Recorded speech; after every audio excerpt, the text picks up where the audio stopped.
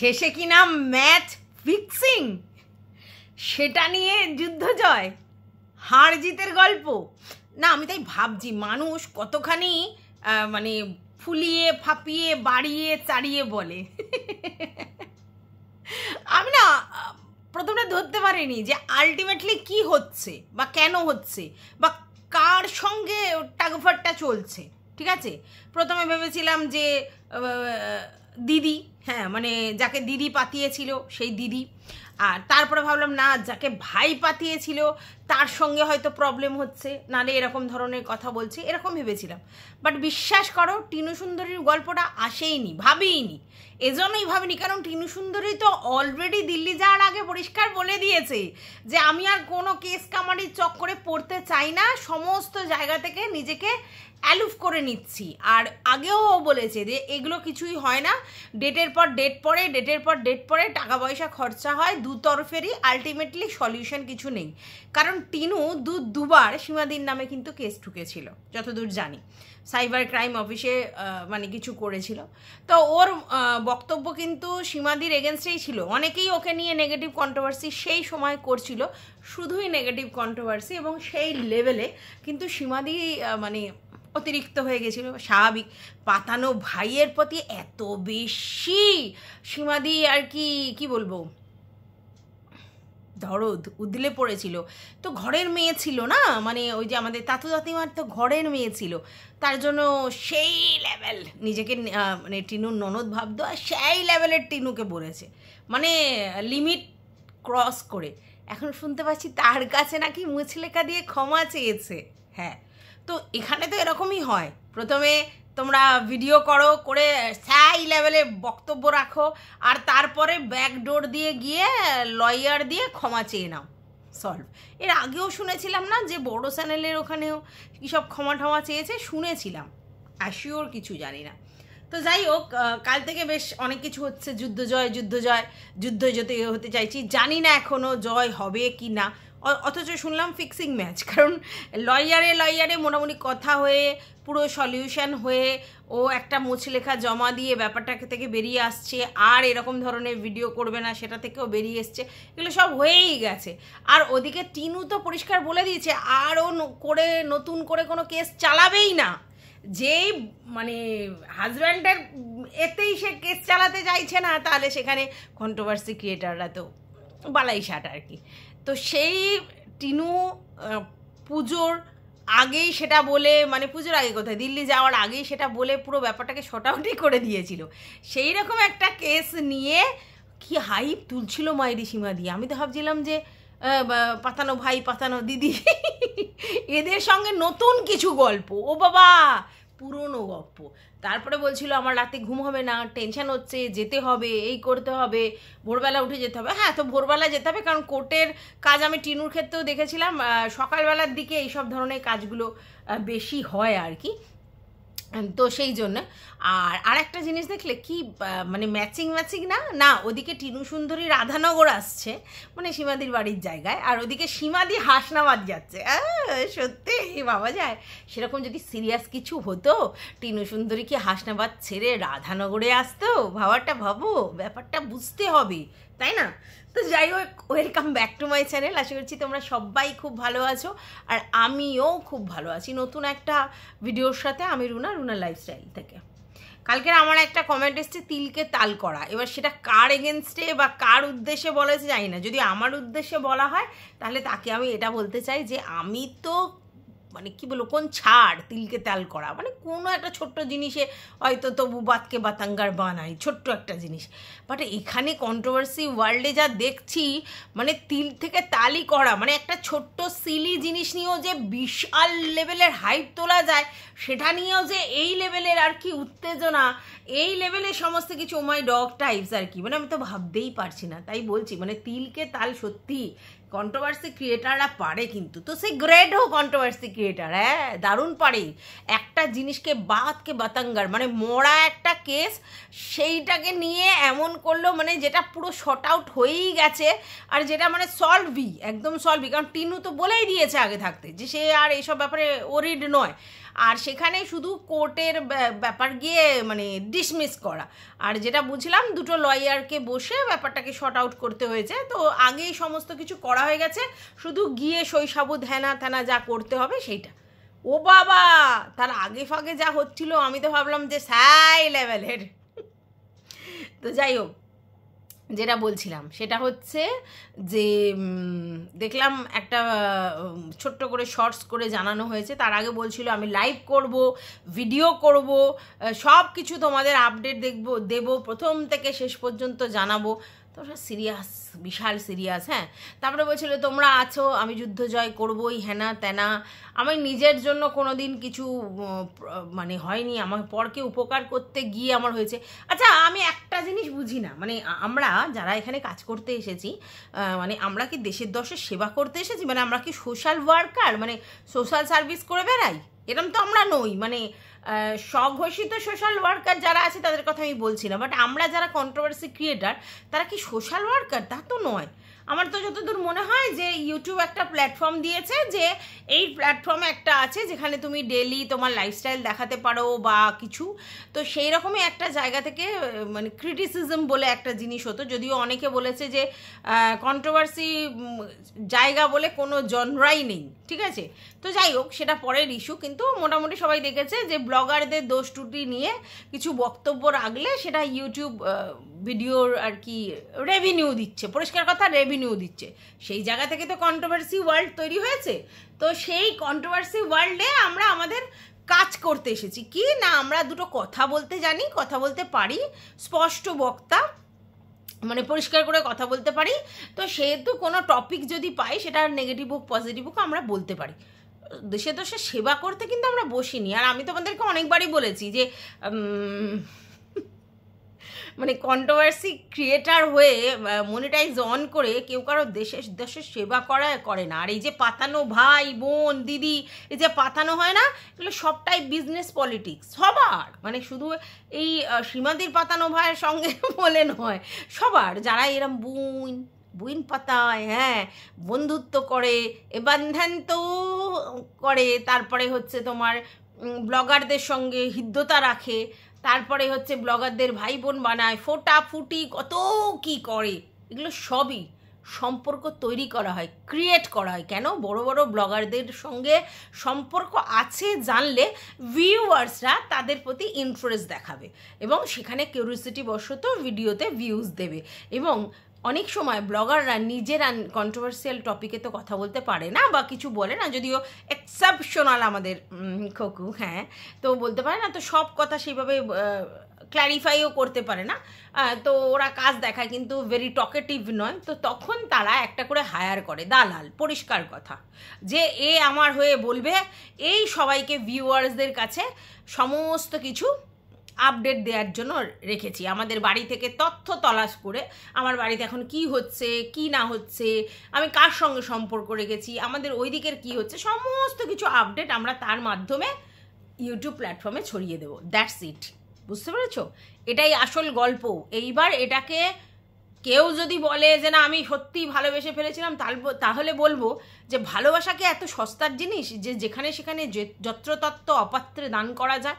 একটা মানুষকে তুমি চিনলে না, জানলে না, বুঝলে না, দুদিনের আলাপে এত ভালোবেসে ফেললে সেই পরিবারকে, যেই পরিবারে দেখা যাচ্ছে যে তার দিদির সঙ্গে সম্পর্ক নেই, যেই পরিবারে দেখা যাচ্ছে বউয়ের সঙ্গে গণ্ডগোল, কার দোষ কার ভুল সেটা পরের কথা, হ্যাঁ, গণ্ডগোল, এরম একটা পজিশন, মা বাড়ির সঙ্গে সম্পর্ক নেই, সেই মতো তাদের রিলেটিভের সঙ্গে সম্পর্ক নেই, এরকম একটা জায়গায় হঠাৎ করে আমি ভাইপাতাতে চলে গেলাম, তার সঙ্গে এত তাতু তাতিমা করে অজ্ঞান আমি তাদের বাড়ি যাওয়া, থাকা, খাওয়া, ঠিক আছে, সারাক্ষণ থাম্বনেলে বাচ্চাটার ফটো চিপকানো, তাদের পুরো ফ্যামিলির ফটো চিপকানো, এগুলো কি ভালোবাসা?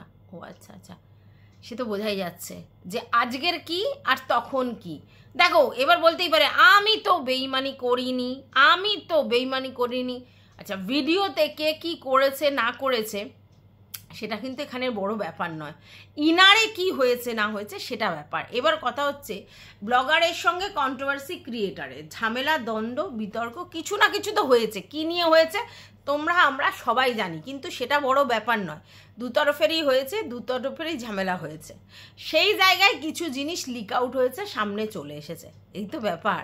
তাহলে এখন যদি কেউ বলে যে আমি সত্যি মন থেকে ভালোবেসেছি লোকের উপকার, কে বলেছিল তোমাকে উপকার করতে যেতে? তুমি পয়সা ইনকাম করতে এসেছো, ভিডিও করতে এসেছো, ভিডিও থেকে মুনাফা ইনকাম করতে এসেছো, তুমি থোড়াই কাউকে উপকার করতে এসেছো কেন? তোমার কাছে কি ওরা উপকার চেয়েছিল? তুমি তাদের বাড়িতে যেচে পড়ে গেছিলে, তারা তো তোমাকে ডাকেনি, তোমার ভিউয়ার্সরা বলেছিল তাই গেছিলে। তাহলে ভিউয়ার্সরা কেন বলেছিল? তাদের কিউরিসিটি বশত। আর তুমি ভিউয়ার্সদেরকে কেন মান্যতা দিয়েছিলে সেই সময়? তার কারণ তুমি জানতে যে ভিউয়ার্সরা যেটা চাইছে সেটা যদি আমি করি তাহলে আমি প্রফিট পাবো, ঠিক আছে, ভিডিওর ভিউজটা আমার বাড়বে। এবং তুমি এই কথাটা নিজেই স্বীকার করেছো, যখন রণপ্রীতির ঝামেলা হলো তখন তুমি বলেছিলে যে আমি ওদের বাড়িও যেতে পারি, কারণ ওদের বাড়ি বগলায়, খুব একটা আমাদের বাড়ি থেকে দূর নয়, সেখানে গিয়ে আমি আনতে পারি আর কি।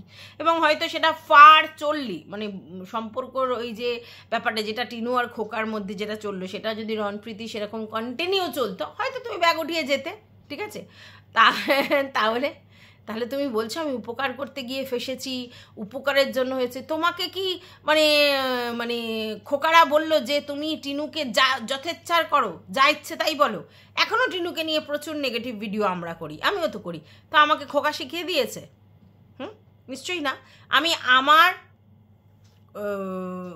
নিজের মানসিক জায়গা থেকে কাজগুলো করি, এবং অবশ্যই ভিউজের জন্য করি, রেভিনিউর জন্য করি, এটা তো অস্বীকার করার জায়গা নেই। তাহলে তুমি এই কথা কি করে বলো যে লোকের উপকার করতে গিয়ে তোমার হয়েছে? তোমার ভিডিওতে প্রফিট হয়নি, তুমি মুনাফা পাওনি, তুমি ইনকাম করোনি। আমাকে এটা বলো তো আগে কথাটা, তুমি যে এই কথাটা বলছো অন্য লোকের উপকার করতে গিয়ে আমার এই হয়েছে,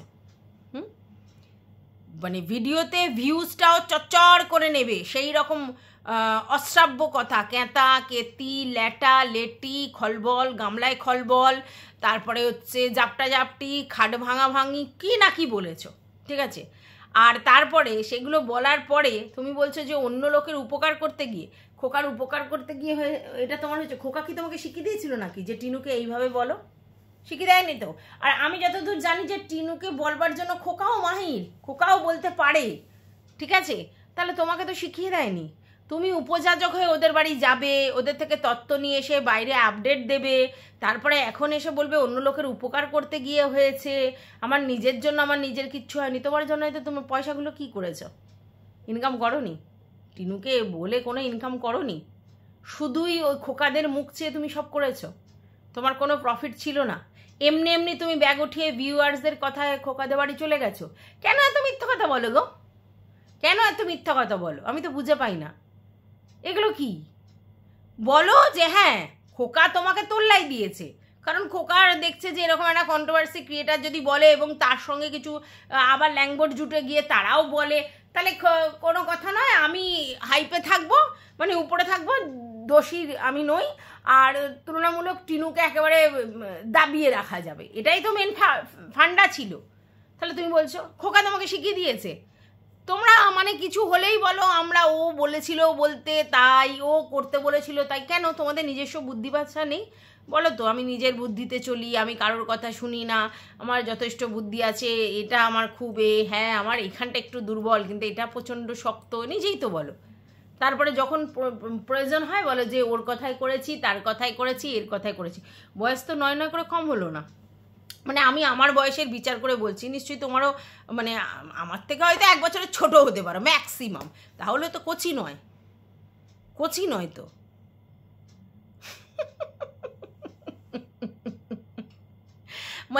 আমি অবাক হয়ে যাই বন্ধুরা, যে আমি একটা মেয়েকে নেগেটিভ কন্ট্রোভার্সি করছি, 1000 লোক করছে, এখনও প্রচুর লোক টিনাকে নিয়ে নেগেটিভ কন্ট্রোভার্সি করে, ইনক্লুডিং মি অলসো, আমিও করি যখন যেটাতে প্রয়োজন হয়। তার মানে কি তাকে একেবারে সেই নোংরা কথা বলে কন্ট্রোভার্সি করব, বাজে একদম অসভ্যের মতো কথা বলে কন্ট্রোভার্সি করব না? ভালোবেসে কন্ট্রোভার্সি হয় না, কিন্তু নেগেটিভ কন্ট্রোভার্সি, কিন্তু এরকমভাবে বলবো। হ্যাঁ, ফিলিংস একটা কাজ করতে পারে, আমি কাউকে নিয়ে কাজ করতে করতে ফিলিংস কাজ করতে পারে, দ্যাটস ইট। কিন্তু ভালোবাসা তার জন্য করেছি, অন্য লোকের উপকার করতে গিয়ে করেছি। হ্যাঁ, নাটকের কথা। যাই হোক, টিনুদের তরফ থেকে টিনু 2টো কেস দিয়েছিল আমি যতদূর জানি, আর টিনুর বাবার তরফ থেকেও একটা কেস এসেছিল যেটা একটু বেশি সিরিয়াস ছিল, যেটার জন্য তোমার পড়তো একটা তোমার ধাব্বা, মানে ওই জেল জরিমানা হতো এরম শুনেছিলাম।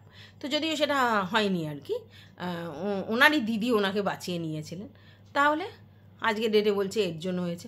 বাই দা ওয়ে, খোকা কিন্তু একটা সময় বলেছিল টিনুকে, শর্ত আরোপ করেছিল যে টিনু আর খোকার ডিভোর্সের পিছনে অনেকগুলো শর্ত বলেছিল, যার মধ্যে একটা কিন্তু ছিল যে সীমাদির কেস উইথড্র করে নিতে হবে। তাহলে খোকার উপকার করতে গিয়ে মানে এই টিনুকে যা বলেছে তার জন্য টিনুকে তো শর্তটাও দিয়েছিল। হ্যাঁ, কি আশ্চর্য মায়েরি। যাই হোক, তোমরা বাড়িতে গিয়ে লাইভ দেখবে, সেটাই বললো।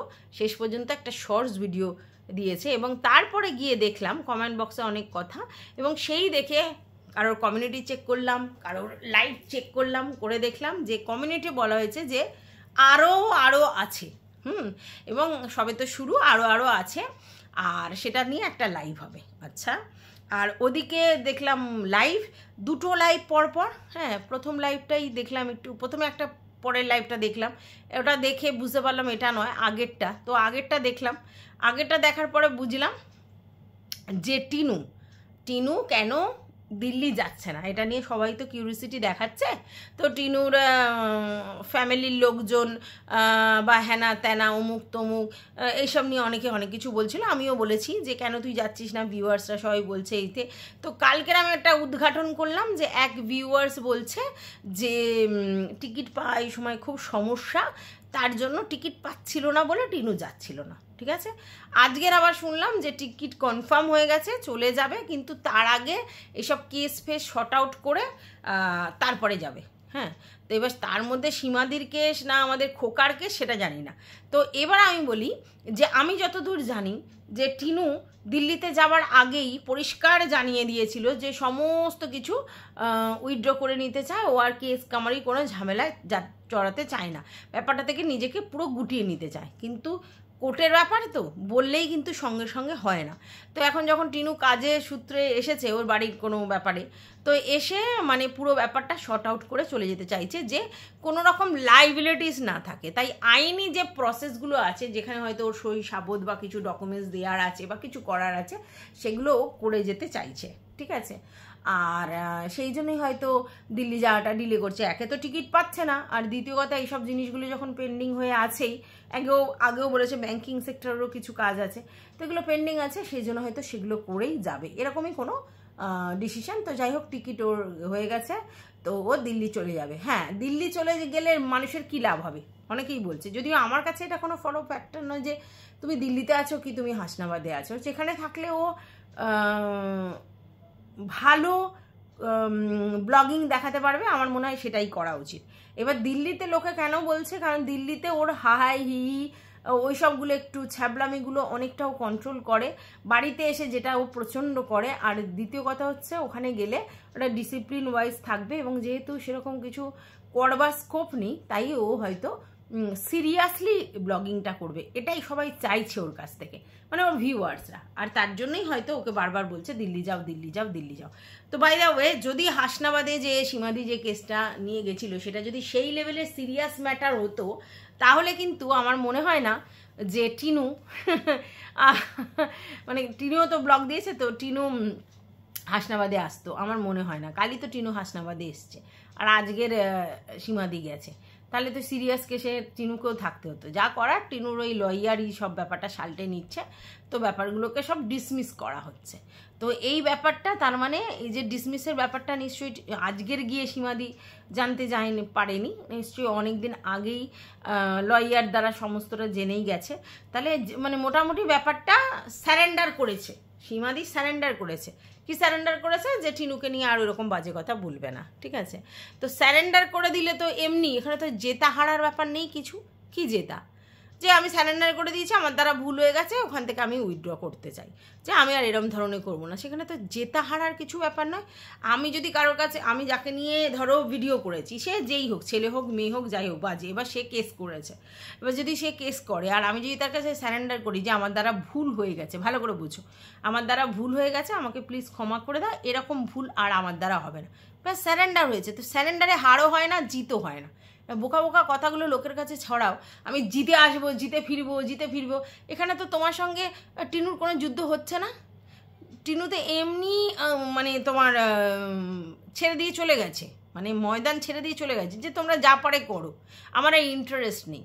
আর আমি সব কেস তুলে নিতে চাই, তোমার কেসও তুলে নিত, তুমি ক্ষমা না চাইলেও তো তোলাই হতো। তো যাই হোক, সেই তুমি করেছো, ভালোই করেছো। তো এ তো পরিষ্কার বোঝা যাচ্ছে স্যারেন্ডার ব্যাপার। আর সেখানে বলা হচ্ছে জেতা হারার ব্যাপারই ছিল না।